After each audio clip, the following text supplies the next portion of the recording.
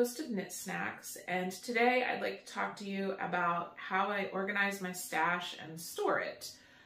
People have different methods that work for them, and I hope some of my tips that I give you in this video will help you find the best way to organize and store your stash. So let's get started. So this is my stash cabinet, and I'm going to go through everything on this, but I just want to give you kind of an overview. So up here at the top, so this and, oops, let's not do that. So this and this are advents that I've purchased. This is a sweaters quantity, and I believe this is a sweaters quantity, and I don't have room for them where my sweaters quantities go. I'll show you that in a minute. So this is DK and lace partial scraps, and the rest of this up here is mostly scraps.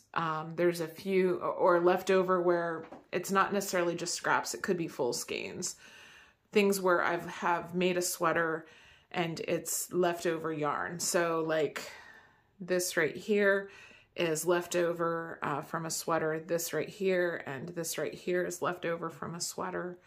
And that right there is actually a shawl, and I need to move it because it's not supposed to be there. I just noticed that. So this is the next one, and this next shelf has all of my fingering yarn in it. And all of my fingering yarn, for the most part, has things that I will, like, it's all assigned to a project, I guess is what I'm trying to say. This bin has scraps and pom-poms for hats, and I can look at just about everything in here and say, oh, well, I'm going to make this with it, or I'm going to make that with it. I know, like, almost everything has plans. This next shelf right here is all of my sock yarn. This bottom one is for heels, toes, and cuffs only. And then this one is just yarn scraps and minis. So if I wanted to make like a scrappy sock, stripy sock, scrappy stripy sock from Crazy Sock Lady, something like that, I could definitely do that. And then I have, like, all of these are like, they're earmarked just for socks. So this next one is worsted and DK, and this is the worsted and DK scraps. And then this is all, whoops, this is all right here, yarn that I will use for, I think I have like a sweaters quantity in there if I wanted to do something that was kind of a stripy, scrappy kind of thing. I know I have yarn in there for stockings because I still have stockings that I need to make for my husband and I, Christmas stockings, that is. And then the next one is actually for shawls and other project kits, which is where that yarn that I mentioned up above, where that needs to go. This white box right here is just color work mitten yarn. And then, like, this right here is a shawl kit, and that is for a hat. And actually this and this, those skeins, the lighter and the darker skeins, are for a Cirrus sweater that I have not started yet. I really want to do that. And then there's a shawls quantity underneath for that, for another project. And then down below is where I keep almost all of my sweaters quantity of yarn.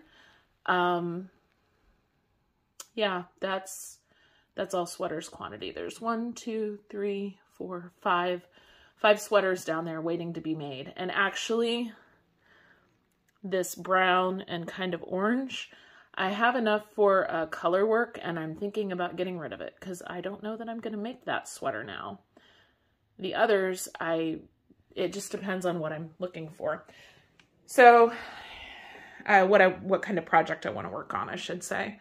Do I want lots of stocking net, or do I want something that's more intricate? So let me tell you a little bit behind my method for organizing all of this.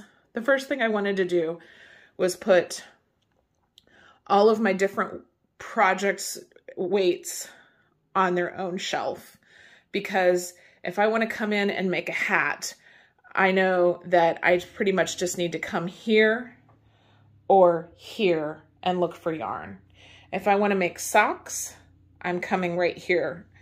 And then the bookcase is it's a Billy bookcase from IKEA, and the bins are from IKEA. The bins fit just perfectly with the doors. The doors also shut all the way. And then I labeled everything, so you can see everything is labeled. And this, that's going to drive me crazy until I get that fixed. I need to shuffle things around in there because I just can't. Anyway, so that was kind of my thought behind organizing this the way it's organized. And it also tells me that like all of the things up here that are leftovers, that are scraps, oh, and the little tiny bit of fiber that I have if I ever decide to, I really want to learn how to weave. Anyway, or not weave, spin. Anyway, this tells me when this starts to get full that I probably need to consider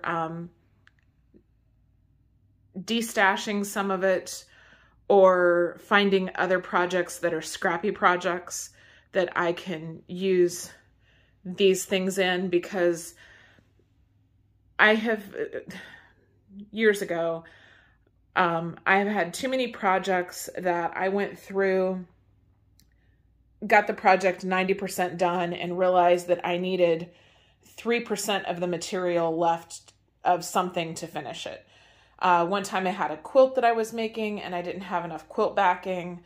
There have been plenty of times where I have had knitting projects and I didn't have enough yarn. So now I usually overbuy, which is bad, but I would rather do that than not have enough. But then that means like this sweater that I made, I have 3 extra skeins. One of those is a different color. It also means like this one, I think I have 2 skeins, but I think I know what I want to do with that. Same with this one, that I have a lot of extra skeins, but it means that I need to figure out what I'm going to do with those now. It means I always have lots of extra yarn. So anyway, that's a tour of my stash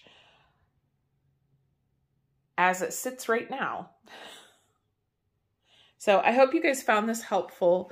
I hope maybe the idea of the bins over here or separating it out helps as well. Leave comments down below about what you like and how you organize your stash.